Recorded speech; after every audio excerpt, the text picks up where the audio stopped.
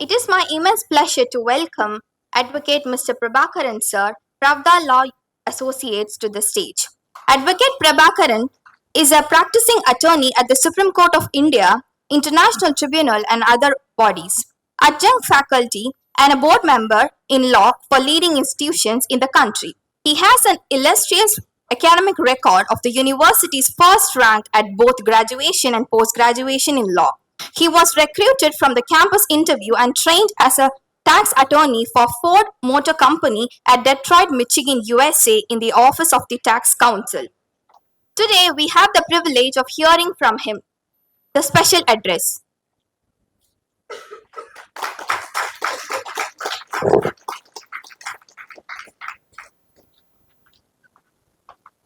Good morning, all. Great occasion and a momentous occasion. When Swami Vivekananda in Chicago, when he addressed brothers and sisters of America, it is a human rights day, we should address all of us, brothers and sisters of India and Nepal. So we have a chief guest, Dr. Upendra Acharya. So we have heard about Upendra Bakshi, a legal luminary in the international and the constitutional law, and equal to of his stature. Now we have a dynamic personality here to be the chief guest today, Dr. Upendra Acharya. Welcome, sir. And Professor Dr. Balaji and Harita ma'am gave an in-depth analysis. And Dr. Elamale, my dear friend, a great constitutional expert and a deep, we call it as altruism. Human rights is nothing but an altruism. He takes the class in an altruistic way and a humanistic way for all the students, overcoming all the challenges. So I would say that he is a great human rights crusader. Now I'm going to the topic without much ado.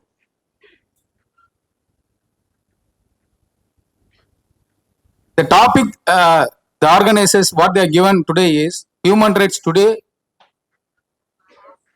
and future, right now and the future.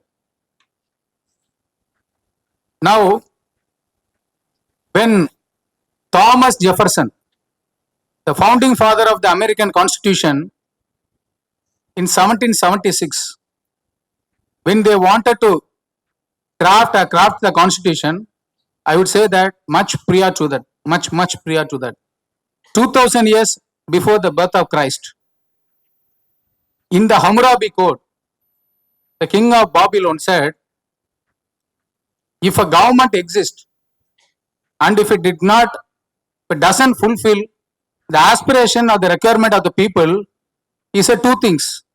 You can alter or abolish the government. So a government can be altered or abolished if it did not satisfy the aspirations of the people at large.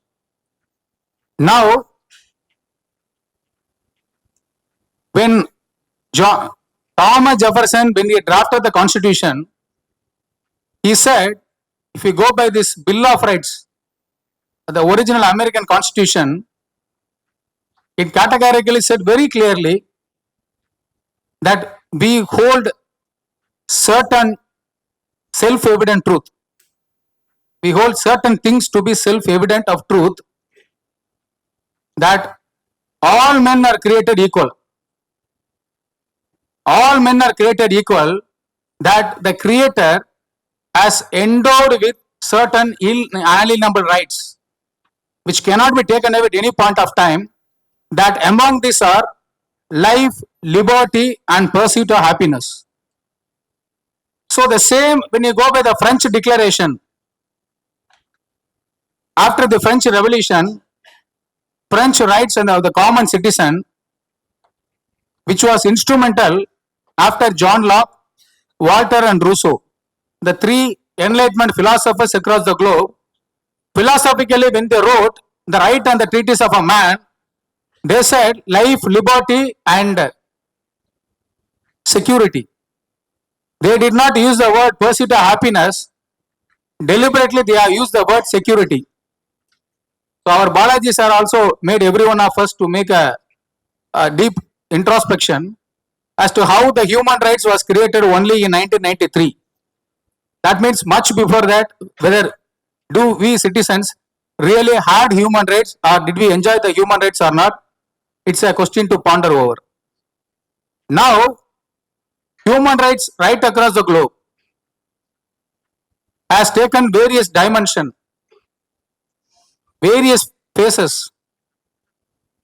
Now, human being is the only sentient, moral sentient in the world which is capable of dominating others.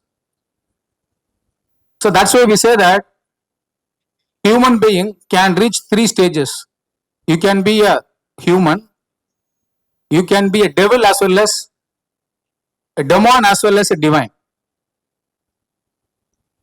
So when you live for others, when you do a circumspect act of protecting the safety, life, liberty of others, you become a divine human being.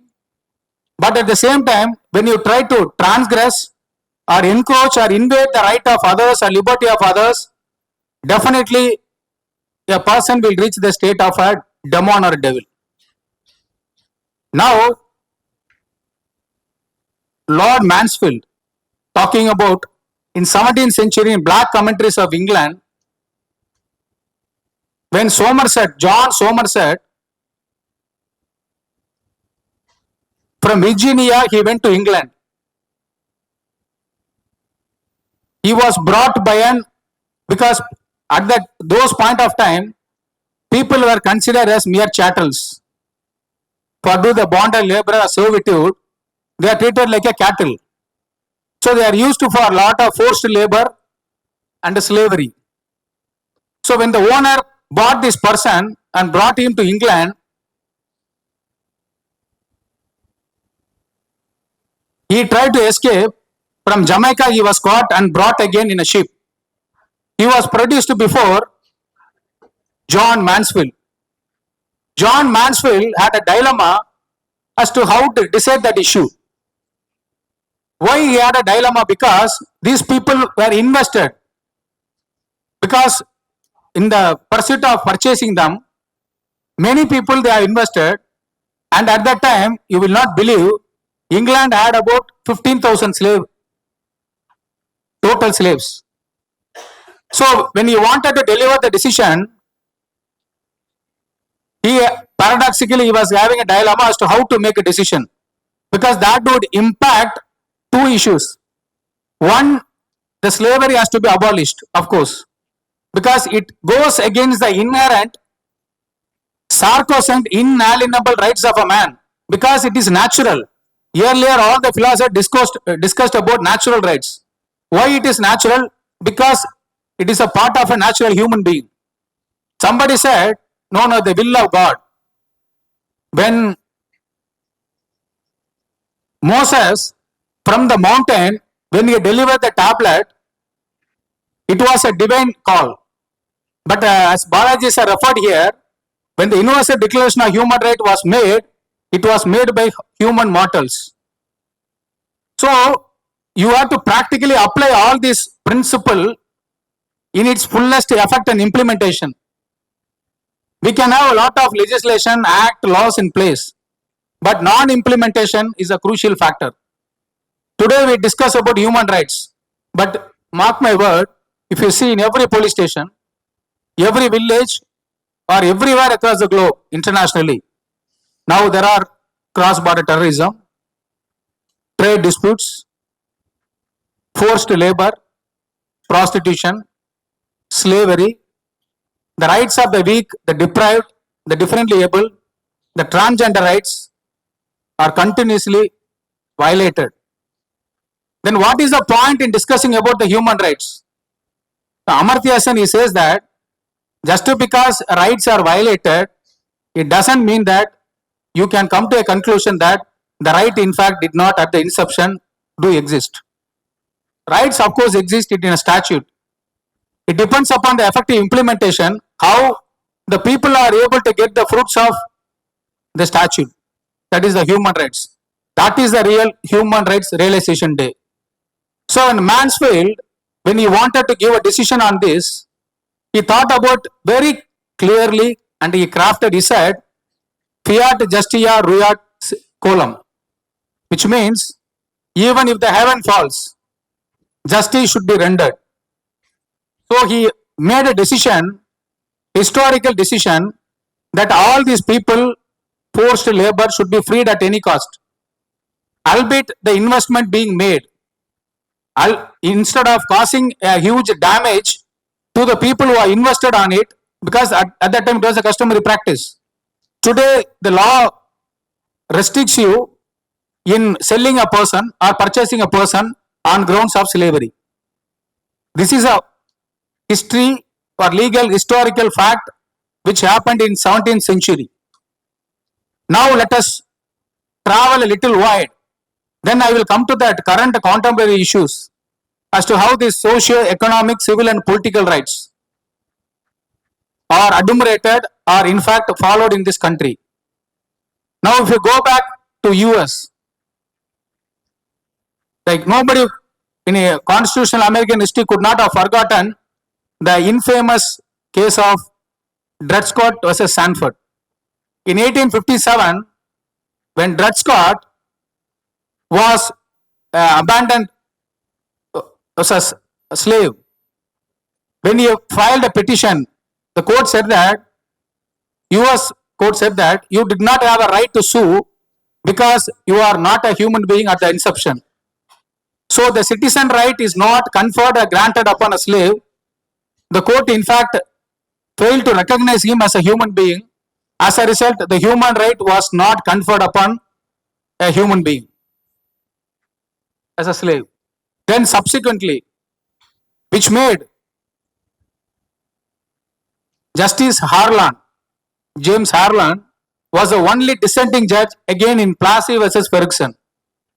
When Homer Adolph Plessy, who was an 1/7 Caucasian and 1/8 of an African, when he wanted to travel in New Orleans in a train, when he boarded into the train which is meant only for the whites, the court said, no, there is a concept of separate but equal, segregation is allowed, but you are treated equally. But in that particular judgment, Justice Harlan was the only dissenting judge who said, this will be one of the disastrous American legal history as equal as that of Dred Scott case. That the dissenting judgment, the purpose of human rights is to protect all the dissenters, because dissent is the essence of democracy. So when it happened, that made Brown versus Board of Education 1954 a racial segregation that made the American Supreme Court to reverse all the illegality that happened in United States of America. Now, when they wanted after the Second World War, when you wanted to have the Universal Declaration of Human Rights, Lord Denning used to say that judges should not be mechanic, rather they should be the architect. Why they should be the architect? Because they are giving a life to the liberties of a person, to the life of a person. So no single individual should not be left out. Our Indian Supreme Court, if you take Justice Vivian Bose, he said the constitution and the laws are meant for human rights, are meant for everyone, be it a baker or a banker, or the poor, vulnerable, weak, deprived, destitute, or even to the prisoners, people even who have done murder, yet they are human beings. You cannot do moral policing or judge a person on the productivity or based upon their negative attributes or mistake committed by a man. To err is human, to forgive is divine. The purpose of criminal law, I think criminal law, it needs a lot of reformation. That is why the Sunil Batra Delhi administration court said that handcuffing shouldn't be done. Prisoners, they have a right of privacy.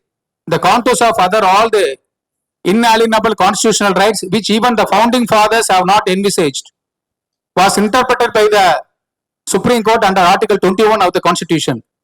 If you read the John Locke's book, it opens the wide paradigm of the wider perspective as to how the rights have to be liberated, have to be protected, preserved.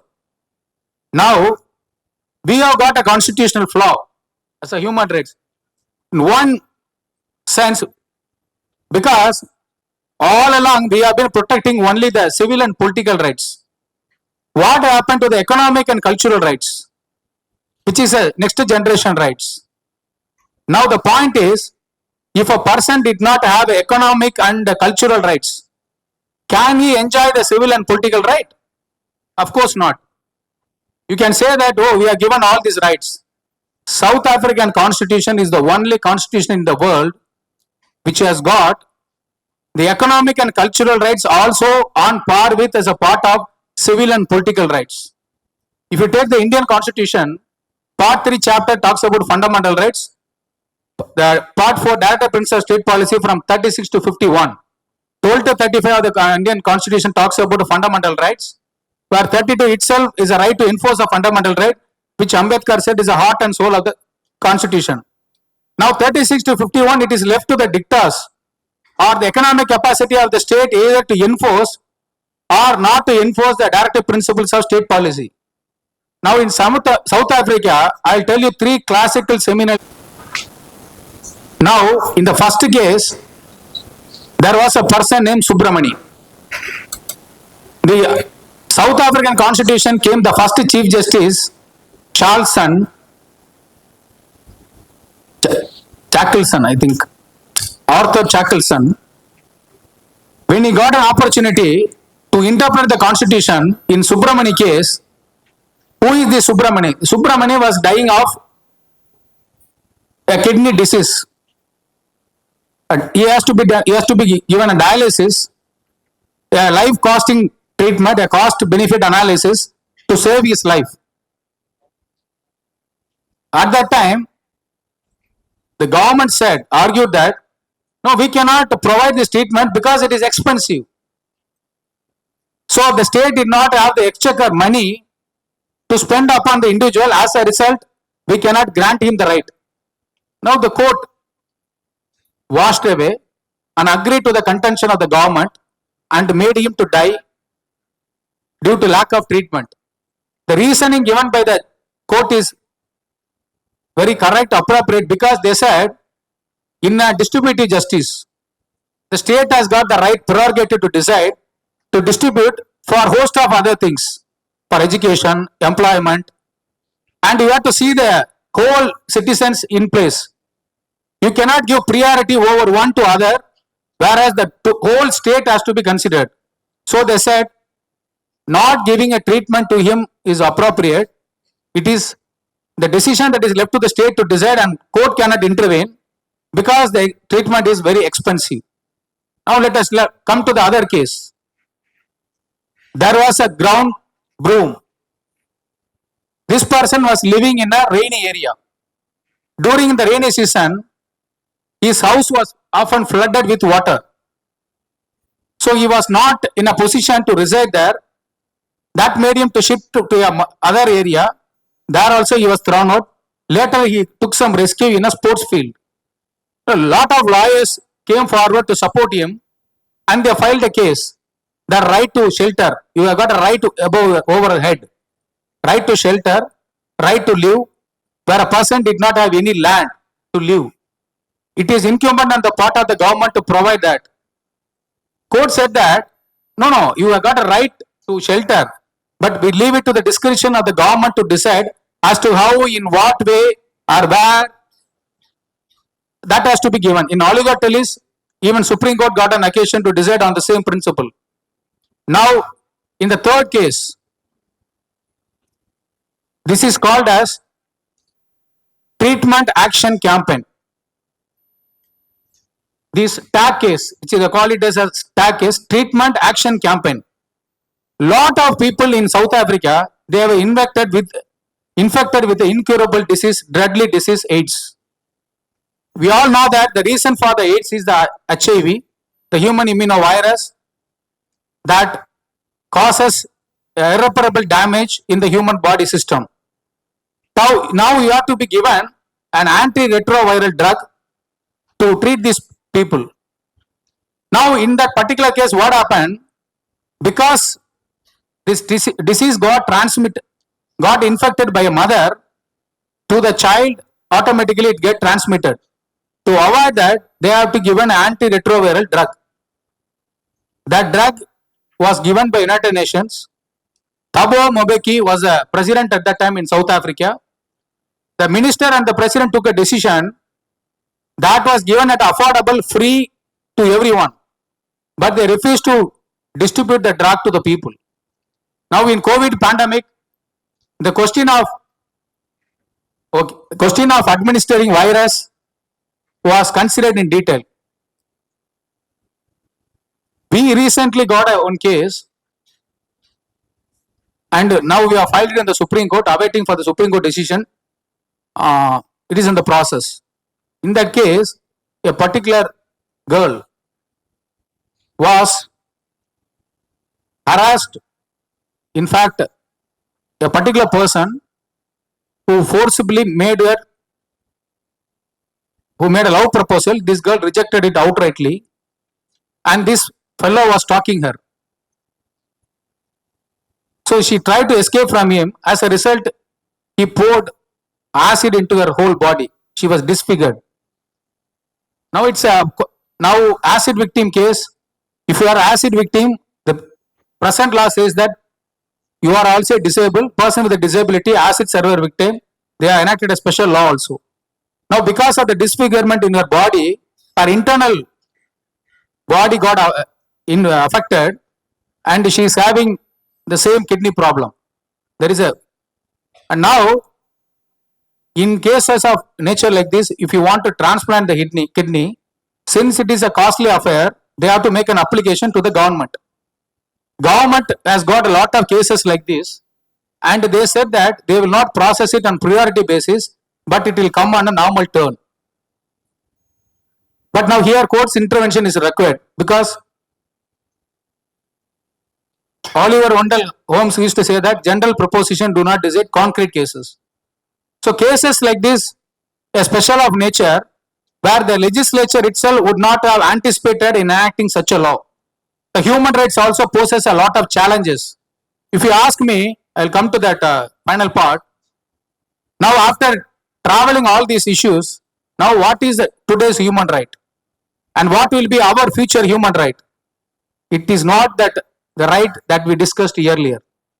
Now the emergent human rights are environmental human rights.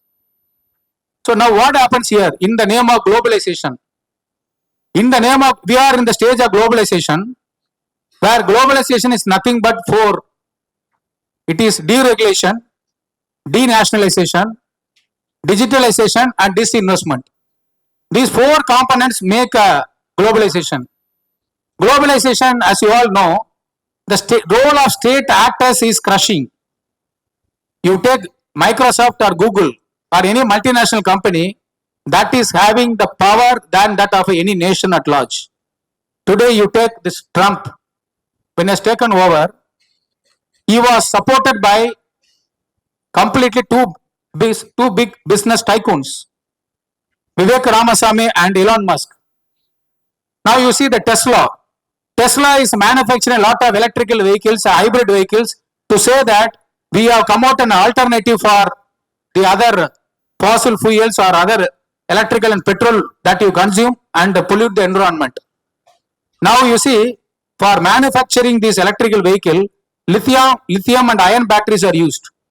That is causing a more danger than anything else. Now they have formed the Department of Government Eminence, Dodge, and Trump has delegated this entire task of running the whole government, US, at the hands of two business tycoons. What I am saying is that let it be Steve Jobs or Microsoft, Bill Gates, then all these multinational companies in the modern proliferation of economy, how far do they follow the human rights? Of course, strict laws are in place, but labor rights are violated. the fundamental rights of lot of rights, like even women were not given voting rights for the franchising. When James Mary Wollstonecraft fought against that, in America, women were not allowed to practice in law. Same thing in India. So all these women, they have to have an uphill battle. For the first time in the history, our Indian Supreme Court is going to have a lady, female justice, as the Chief Justice of India, as the Supreme Court, Justice Nagaratna. She is also going to be for a short tenure, less than a month. So in 60 years of our constitution, we did not have gender equality, or except the piecemeal legislation that is given in the name of reservation at the lower rung in the society. Now, if you go to judicial service exam at the lower level, magistrate, judges, women are recruited. What happens to the collegium when making an appointment at the higher level? Now, people with minority, people with disabled or transgender, these people have to be protected. Protected in the sense they should be in the seat of throne, seat of power. That can happen not through a court ruling alone, through lot of debate and discussions.